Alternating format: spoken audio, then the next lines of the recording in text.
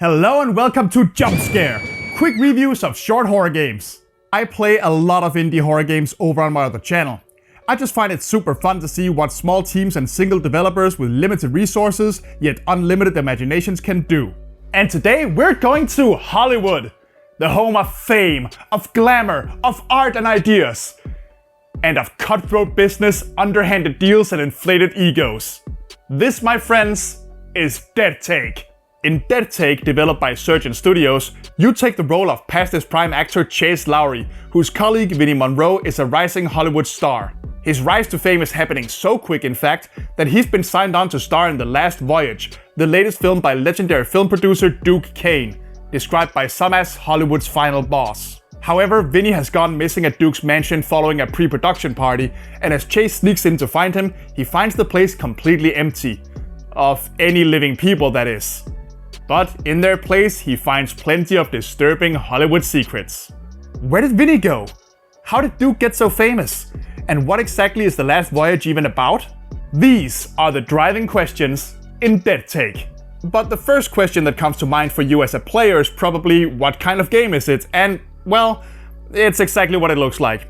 A fairly standard third-person 3D horror game. I mean, you know the drill. You walk around the mansion, you pick up journals and items, and you solve puzzles in order to progress and find keys to open previously locked doors, all in order to ever so gradually reveal more and more of the plot. Yep, there's really nothing new under the sun here. What is a bit unusual is the game's abundance of live action footage starring well-known actors. Throughout the game, you'll find various USB drives containing interviews, audition tapes, rehearsals, and other recordings of the game's many characters that you'll be watching from the director's chair to piece together the plot. And using the experimental splice machine, you can even combine these movie clips to either jigsaw them together in order to glean new meaning from them, or even create entirely new film clips that shed light on the mysterious goings-on in the mansion.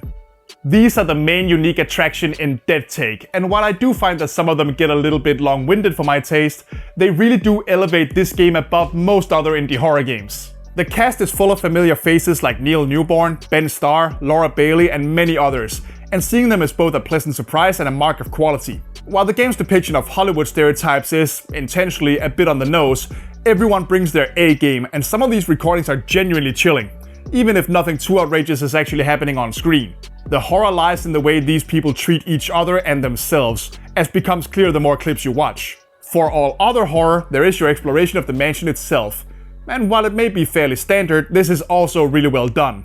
The puzzles are nice and varied, and actually require you to pay attention to the information you come across, as it's not all neatly packed in a journal for you to peruse whenever you want. You gotta think, you gotta apply what you know, and it can be really satisfying to solve these.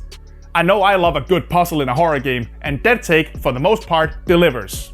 Some are fairly simple, some require a bit of creative interpretation, and thankfully only a merciful few actually require you to know much about filmmaking. And even then, there's plenty of clues and explanations lying around to help you out if you don't. And let's just spend a minute talking about the mansion itself.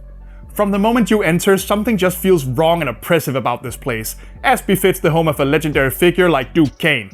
Seeing such a lavish location be completely empty with only a few stray signs that there was ever a party going on is unsettling, and as things start to get more surreal around you, you'll start to wish you never broke in the first place.